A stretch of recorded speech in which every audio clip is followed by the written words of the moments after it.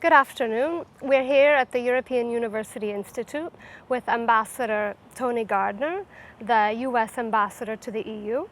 He's here with us today for a conference on EU security, foreign and migration policies, and we're delighted to have you here. Thank you for taking time to speak with us. Thank you very much. Great to be here. Really is. Good.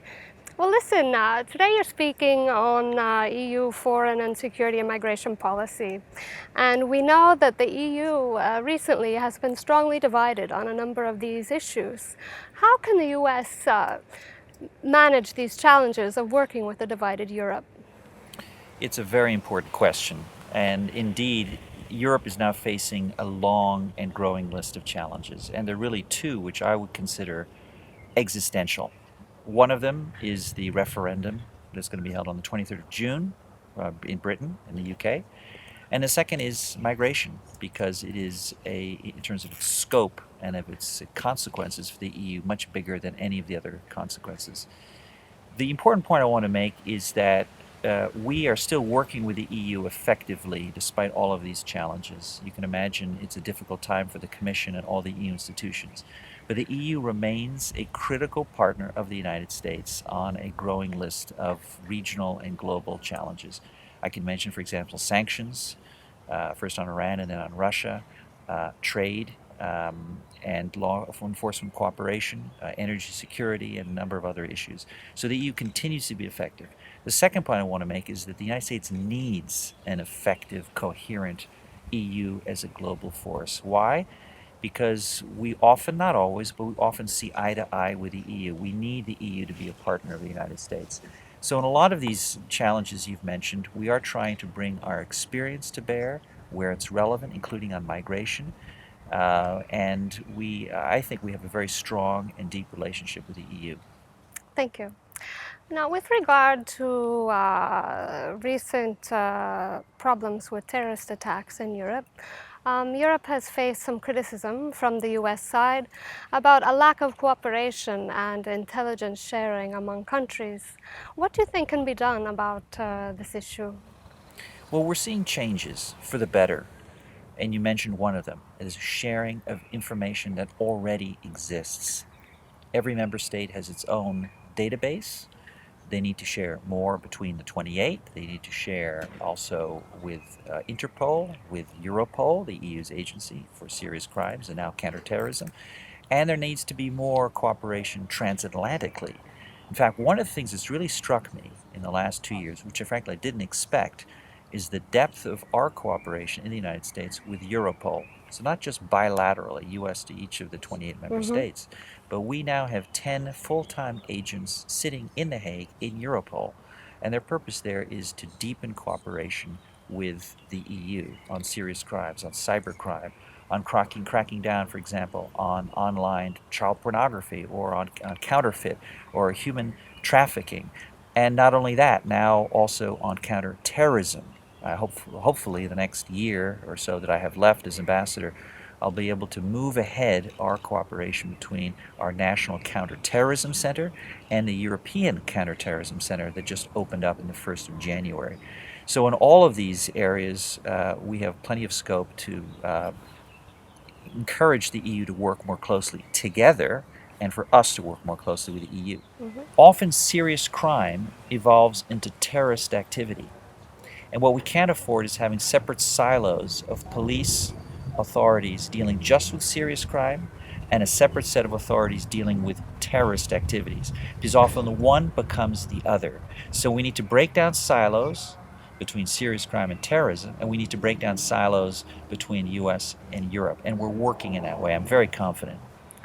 Are you optimistic about the EU being able to pull together on this issue given its gravity? You know, Americans are optimistic. It's in our DNA. And I'm optimistic. There's no point in being pessimistic. I will say the following, having studied the EU for some time, it's been my professional passion for about 23 years. I have seen that what Jean Monnet used to say about external crises bringing the EU closer together is actually true. So, for example, what Putin has done in Crimea, just to give you one example, in eastern Ukraine, has focused the minds of the EU member states about the importance of protecting certain values and also the importance of closer cooperation with the United States. That's one example. But the force of these external crises that are impinging on the EU and putting pressure on the EU has as a direct impact the EU acting more closely together. One example is now what the EU is doing to improve its protection of its external borders. One can criticize the EU for acting too slowly, but again, remember, it's the member states who often are not allowing the EU to act in a more coherent and rapid manner. But we're going to see the creation of a border agency force.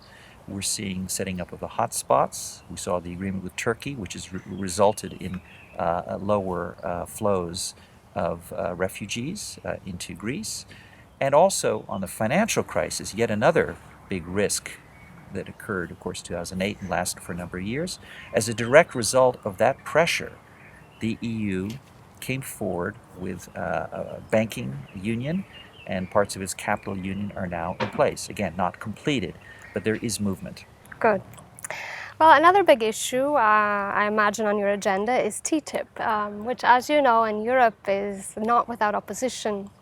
What do you think the main compromises will have to be on both sides to get this partnership on the ground? The most important thing we have to do is to keep an atmosphere of positive thinking. And I say that because I've traveled to 17 of the 28 member states. I've spoken more than 70 times on TTIP. And I'm concerned that the narrative, the atmosphere, has turned negative in a number of member states, not just Germany or Luxembourg or Austria, but in a number of other member states. We're still in the mid-game of these negotiations. We still have a way to go. We are optimistic we can get there by the end of Obama's term, January 2017.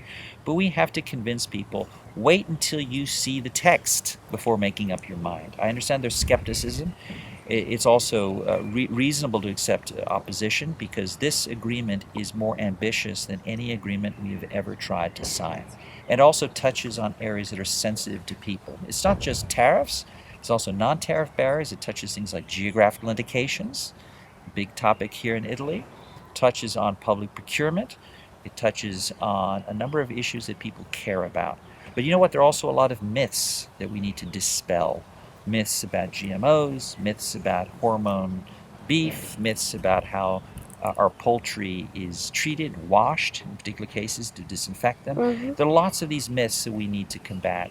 There are a number of, as I mentioned, sensitive topics, nothing new in trade agreements. All we need to do is to, I think, be clear with people, describe this deal and explain the importance economically for them, but not just economically, politically and geostrategically. And that's a point I wanted to emphasize. It's not just a commercial deal.